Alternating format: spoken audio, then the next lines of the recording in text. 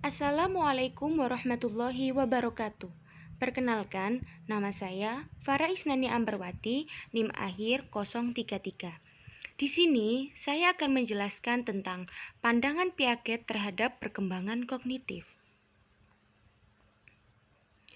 Nah, teman-teman, sebelum kita masuk pada materinya, alangkah lebih baik kalau kita mengenal siapa sih Jean Piaget itu.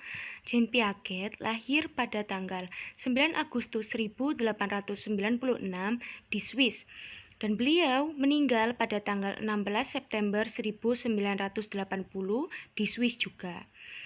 Jean Piaget dikenal sebagai konstruktivisme dan history of psychology. Beliau berpendidikan di University of Newcastle pada tahun 1918 dan juga di Universitas Zurich. Sekarang kita masuk pada materinya.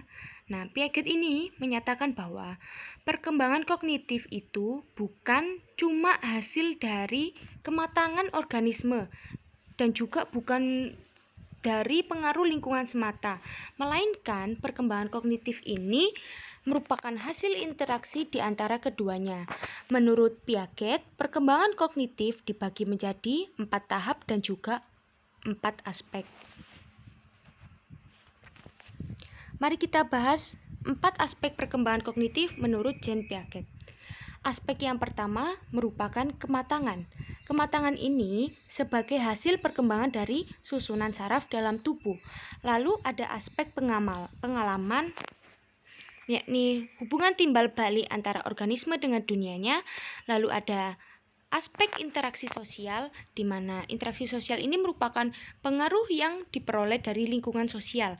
Yang terakhir ada ekuilibrasi, yang merupakan kemampuan mengatur diri sendiri agar dapat menyesuaikan diri terhadap lingkungan. Selanjutnya, kita bahas tentang tahapan perkembangan kognitif menurut Jean Piaget. Menurutnya, ada 4 tahapan. Yang pertama, tahap sensori motor. Tahap ini terjadi pada usia 0-2 tahun. Nah, tahap sensori motor ini juga terbagi menjadi 6 subtahap. Yang pertama ada subtahapan skema refleks yang muncul pada saat bayi baru lahir sampai usia 6 minggu yang berhubungan dengan refleks. Lalu yang kedua, subtahapan fase reaksi sirkular primer yang terjadi di usia setengah sampai 4 bulan berhubungan dengan munculnya kebiasaan-kebiasaan. Lalu yang ketiga, ada subtahapan fase reaksi sirkular sekunder yang muncul di antara usia 4-9 bulan yang berhubungan dengan koordinasi antara penglihatan dan pemaknaan. Lalu yang keempat, ada subtahapan koordinasi reaksi sirkular sekunder. Munculnya di usia 9-12 bulan. Nah, di saat ini itu mereka sudah mampu untuk melihat objek sebagai sesuatu yang permanen. Lalu yang kelima, subtahapan fase reaksi sirkular tersier. Nah, subtahap ini muncul pada usia 12-18 bulan dan berhubungan dengan penemuan cara-cara baru untuk mencapai tujuan. Subtahapan yang terakhir adalah subtahapan awal representasi simbolik yang berhubungan dengan tahapan awal dari kreativitas. Tahapan perkembangan kognitif menurut Jean Piaget yang kedua adalah tahap praoperasional yang terjadi pada usia 2-6 tahun. Dalam tahapan ini, anak mulai bisa mengembangkan keterampilan berbahasanya. Mereka mulai bisa mempresentasikan benda-benda dengan kata-kata dan juga gambar. Namun, mereka masih menggunakan penalaran intuitif, bukan logis. Di permulaan tahapan ini, mereka itu cenderung egosentris, yang artinya belum bisa memahami tempatnya di dunia dan bagaimana hal tersebut berhubungan dengan satu sama lain. Dan mereka juga kesulitan untuk memahami bagaimana perasaan dari orang di sekitarnya. Tahapan yang ketiga adalah tahap operasional konkret.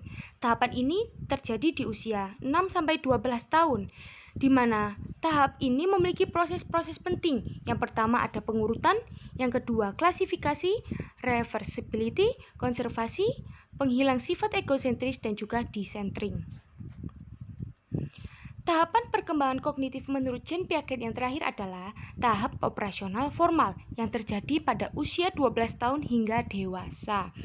Nah, tahapan ini mulai dialami anak ketika masa pubertas dan juga akan terus berlanjut sampai dewasa nantinya.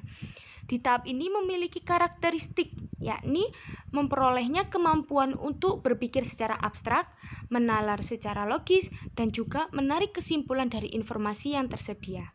Nah, dalam tahapan ini, seseorang sudah dapat memahami hal-hal seperti cinta, bukti logis, dan juga nilai.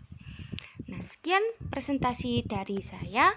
Apabila teman-teman ada pertanyaan, bisa ditanyakan di kolom diskusi agar bisa kita diskusikan dengan bersama-sama. Akhir kalam, wassalamualaikum warahmatullahi wabarakatuh.